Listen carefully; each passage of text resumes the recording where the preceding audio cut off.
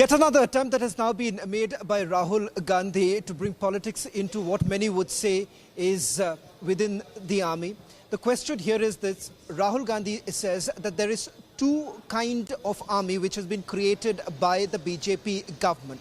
One that is of the poor, belonging to the Dalits and the Adivasis, and the second is another class that is for the rich. Now remember, this is the second attempt that has been made by Rahul Gandhi to try and politicize this entire matter. First, it began with Agniveer scheme, where Rahul Gandhi said that if at all the Indian government comes to power, then Agniveer scheme will be completely scrapped. Within the defense fraternity too, there has been a massive anger brewing as to why exactly will you be dragging the service into the politics of this entire matter. On this broadcast, we do have service chiefs joining us, and the very fact that questions are now being raised about the comments that have been made by Rahul Gandhi. Repeated attempts have been made. This is not the first comment that Rahul Gandhi has made over the Agniveer scheme. What is it that they are trying to peddle at this juncture? First, that Agniveer scheme is also targeted at those who are poor, and the very fact that after the scheme is completed, these are the same very people who will not be rewarded by the government. That was the first comment that was made by Rahul Gandhi. Let me just quickly go across to our guests who are joining us on this broadcast. Wing Commander Murli is joining us on this broadcast. Wing Commander, Air Vice Marshal B.K. Murli is joining us on this broadcast, along with Wing Commander C.D. Dogra. Air Vice Marshal B.K. Murli, I want to take this first to you. This is not the first time that politics has been played over the Agniveer scheme. They say that there is a clear attempt to divide the army. This is a very sweeping and a very mischievous and entirely incorrect statement made by a political leader. And, this is not the first time. In the past also some very sweeping statements have been made. And we all know very well that Agniveer scheme was a very well thought out a scheme to actually give an opportunity to the youngsters of the country to serve in the defense services. And it is definitely a success. And there have been many, some of the initial policies have been tweaked subsequently. And then, at the time of recruitment itself, it was known that everybody will not be really given a, permanent recruitment. It's only short based for 5 years, and then they go out with a very big package.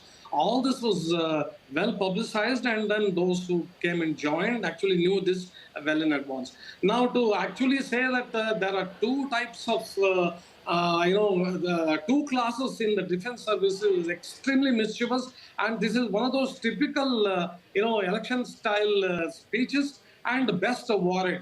I want to tell the gentleman who has made the statement that, look, man, the army, like any other institution, actually upholds professionalism and discipline and unity, regardless of caste and religion. Today, army has in place many policies to make sure that there is no indiscrimination, there is no harassment, and there is not even a shred of the caste-based misconduct. And there are many, the efforts are made actually to create a merit-based environment. There are sensitivity training, there are recruitment drives. All this is, known to the citizens of this country. How come he doesn't know it? And to make such a statement in a political rally, yeah, I mean, in my opinion, it is totally uncalled for. Like you said in the beginning, dragging armed forces at the time of election into such controversies, it is best avoided. It has been done in the past. And we have actually protested, very strongly.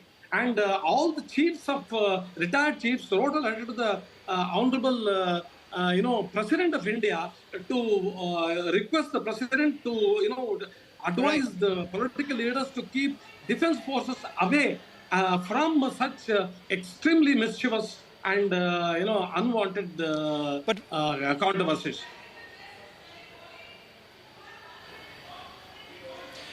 Wing Commander Dogra, just a quick comment also, because some have argued that this scheme was brought in a hasty manner without any sort of debate within the parliament, and that is the reason why it should be taken back, and the very fact that youngsters will only be demotivated. I personally beg to differ. In fact, it was not brought in hastily. I remember for years we have been, listening that the age profile of the men in uniform needs to be brought down. Now that somebody has, made this effort to do this spectacularly, it is being objected to. And unfortunately, the people who are doing this they are talking about out of ignorance. They are not aware of the real facts and figures of this particular scheme. Now you see, I must say that the outgoing Agniveers, as they rightly say, they will be, unemployed, etc., etc. They won't have anything. I must say that the people who are going to come out of the Agniveer scheme will be absorbed in many fields like the Central Armed Forces, armed police forces, and also the corporate sector. Who would not love to have the disciplined and the honest lot which have been trained in military training? And I am in favor of this particular scheme, and the people who are talking on the platform to woo people to the voters are actually harming themselves. Unfortunately, Right. They'll end up getting laughed at themselves. Well, thank you very much, Air Vice Marshal B.K. Murali and Wing Commander C.D. Dogra for joining us on this broadcast. Politics over this entire matter continues, and questions now being raised as to why exactly would the armed forces be brought into the politics.